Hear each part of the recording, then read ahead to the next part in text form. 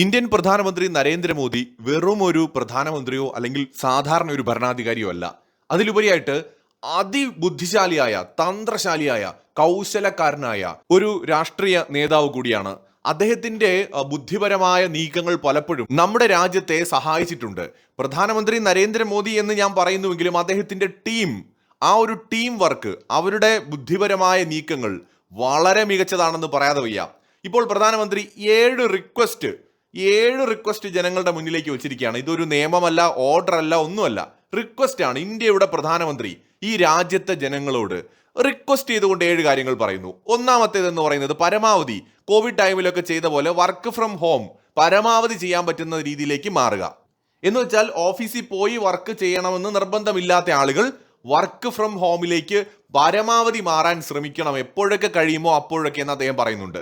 രണ്ടാമത് അദ്ദേഹം പറയുന്ന കാര്യം എന്ന് പറയുന്നത് ഒരു വർഷത്തേക്ക് ഗോൾഡ് വാങ്ങുന്നത് നിങ്ങൾ ഒഴിവാക്കണം. ഒരു വർഷത്തേക്ക് എന്ന് അദ്ദേഹം പറയുന്നുണ്ട്. പരമാവധി ഒഴിവാക്കാനായിട്ട് പ്രധാനമന്ത്രി പറയാണ്.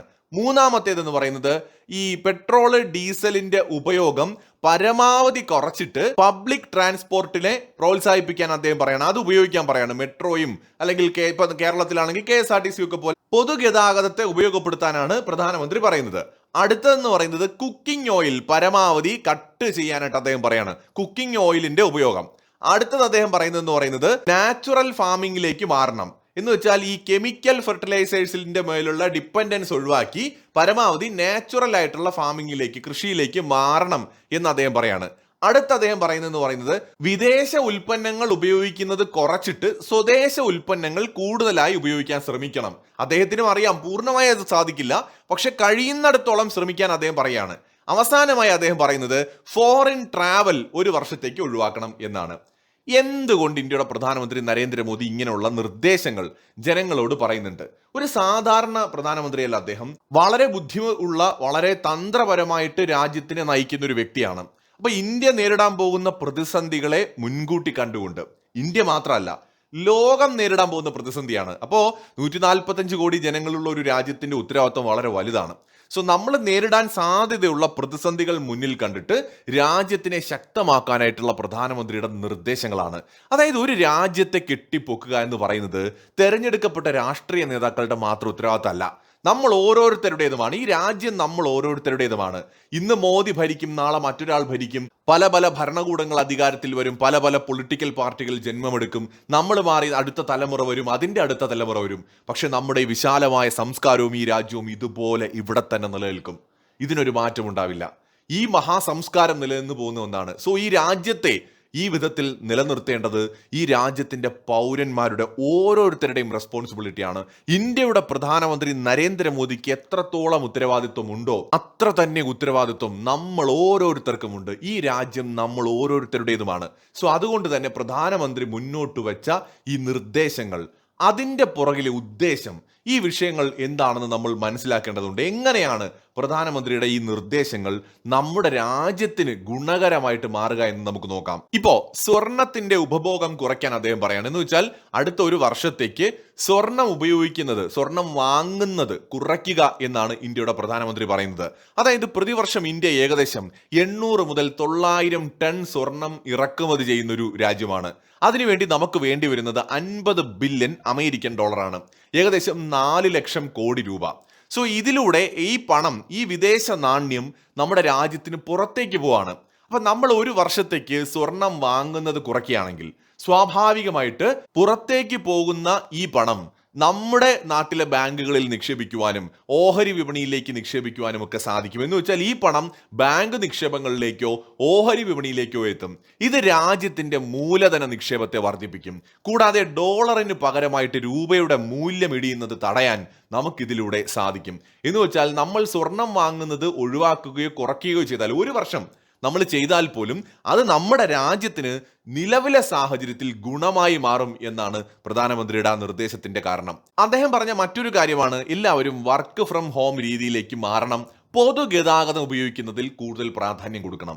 ഇത് പല രീതിയിൽ ഗുണം ചെയ്യും. ഒന്ന്, ഈ വർക്ക് ഫ്രം ഹോമിലേക്ക് മാറുന്ന സമയത്ത് സ്വാഭാവികമായിട്ട് റോഡിൽ വാഹനങ്ങൾ ഉപയോഗിക്കുന്ന എണ്ണം കുറയും. ഈ വർക്ക് ഫ്രം ഹോം നമ്മൾ തിരഞ്ഞെടുക്കുമ്പോൾ ഒട്ടുമിക്ക ആളുകളുടെ കയ്യിലും ഇന്ന് 2 വീലർ അല്ലെങ്കിൽ 4 വീലർ ഉണ്ട്. ബൈക്കോ കാറോ എല്ലാവരും ഉപയോഗിക്കുന്നുണ്ട്.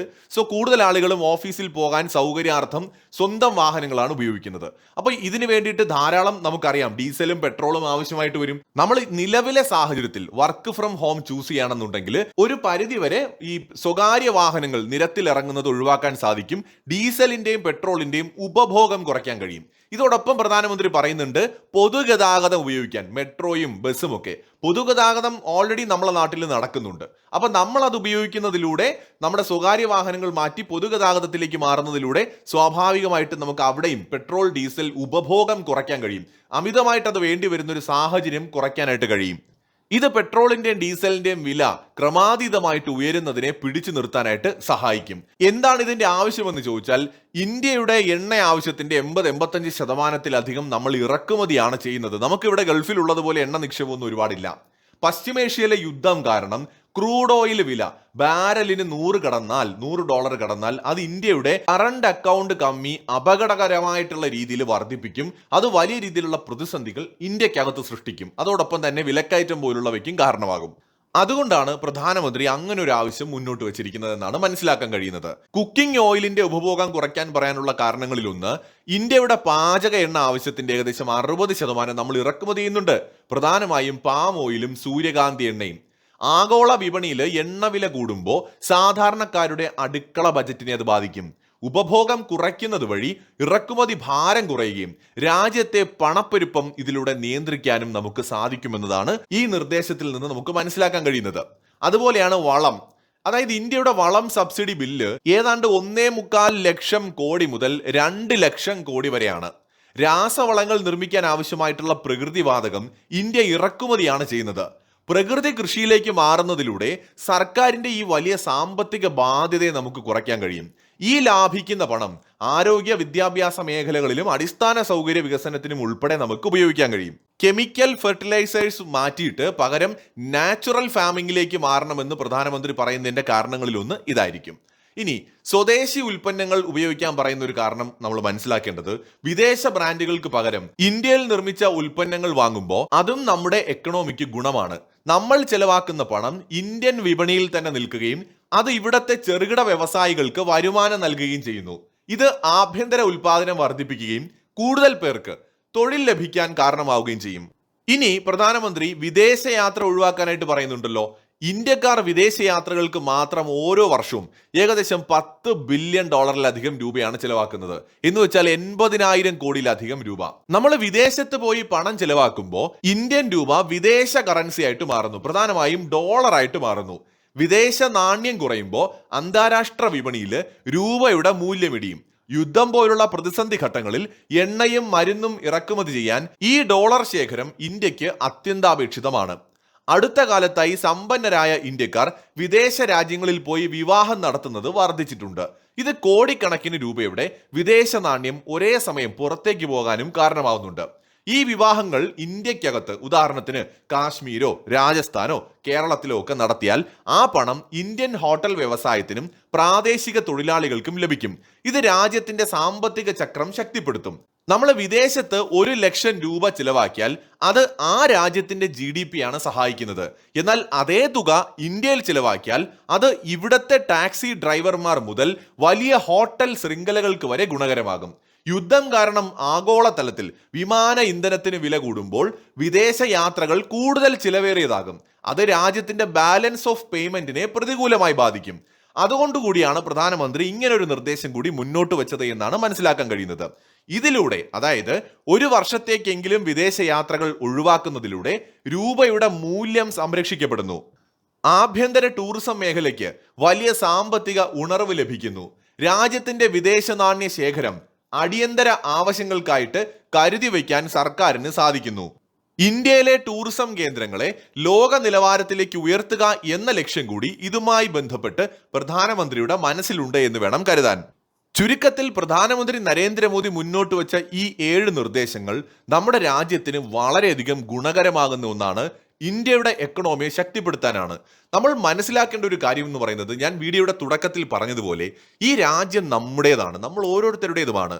ഈ രാജ്യത്തിന്റെ ഒരു പ്രതിസന്ധിയിലും നമ്മൾ ഓരോരുത്തരുമാണ് ഒപ്പം നിൽക്കേണ്ടത്. നമ്മൾ ഓരോരുത്തരുമാണ് ആ പ്രതിസന്ധിയിൽ നിന്ന് നമ്മുടെ രാജ്യത്തെ കരകയറ്റാൻ പരിശ്രമിക്കേണ്ടത്. പ്രതിസന്ധി ഘട്ടങ്ങളിൽ എല്ലാ ഉത്തരവാദിത്വവും ഭരണകൂടങ്ങൾക്കാണ് എന്ന് നമ്മൾ കരുതരുത്. ഇന്ന് എന്താണ് നമ്മൾ നേരിടുന്ന പ്രതിസന്ധി? ഇന്ത്യയുടെ എന്തെങ്കിലും കുഴപ്പം കൊണ്ടല്ല.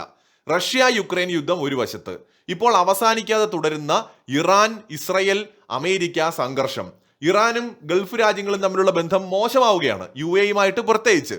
നിരവധി എണ്ണ സംഭരണശാലകളും എണ്ണ ഉൽപാദന കേന്ദ്രങ്ങളും ഗൾഫ് റീജിയണിൽ ആക്രമിക്കപ്പെട്ടിട്ടുണ്ട്.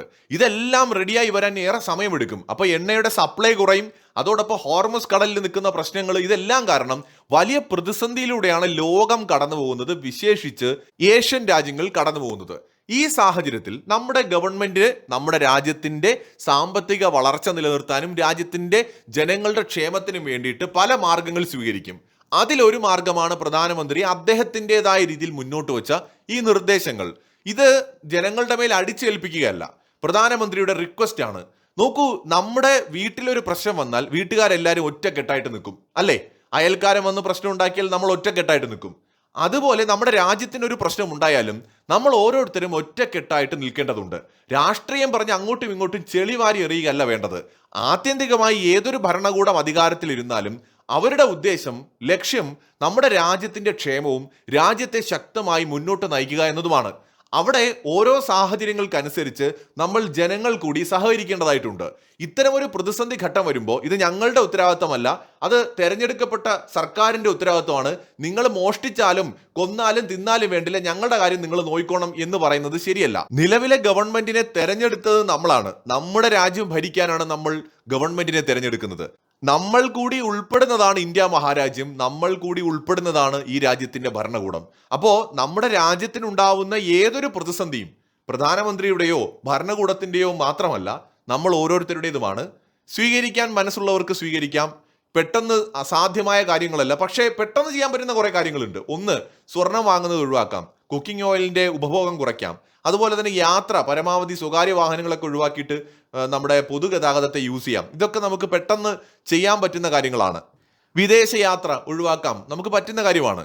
എന്നാൽ കൃഷിയുടെ കാര്യത്തിൽ സ്വിച്ച് ഇട്ടതുപോലെ പെട്ടെന്ന് മാറാൻ കഴിയില്ല, കുറച്ച് സമയമെടുക്കും. പക്ഷെ നമുക്ക് എളുപ്പത്തിൽ നമുക്ക് സ്വയം എടുക്കാൻ കഴിയുന്ന തീരുമാനം, സ്വർണം ഇനി വേണ്ട എന്ന് നമുക്ക് തീരുമാനിക്കാൻ പറ്റും. അതിനാരുടെയും സഹായം നമുക്ക് ആവശ്യമില്ല. യാത്രകൾ കുറയ്ക്കാമെന്നും നമുക്ക് തീരുമാനിക്കാം. പരമാവധി സ്വദേശി ഉൽപ്പന്നങ്ങൾ വാങ്ങണമെന്നതും നമുക്ക് തീരുമാനിക്കാം. എല്ലാം കഴിയില്ല, പലതും ചൈനയിൽ നിന്നൊക്കെ വരുന്നതാണ്. പക്ഷെ എങ്കിലും പരമാവധി നമുക്ക് ശ്രമിക്കാം. ഇങ്ങനെ കുറച്ച് കാര്യങ്ങളെങ്കിലും നമുക്ക് ചെയ്യാൻ കഴിയുന്നതുണ്ട്. അത് നമ്മൾ ചെയ്താൽ പോലും ഈ രാജ്യത്തെ ബിൽഡ് ചെയ്യുന്ന ആ ഒരു വലിയ പ്രോസസ്സിന്റെ ഭാഗമായി നമ്മളും മാറും. ഈ പ്രതിസന്ധിയിൽ രാജ്യത്തെ സേവ് ചെയ്യുന്ന ആ ഒരു സൂപ്പർ ഹീറോ പരിവേഷം നമ്മളിൽ ഓരോരുത്തർക്കും ഉണ്ടാകും. മറ്റൊരു വീഡിയോയുമായി വീണ്ടും കാണാം.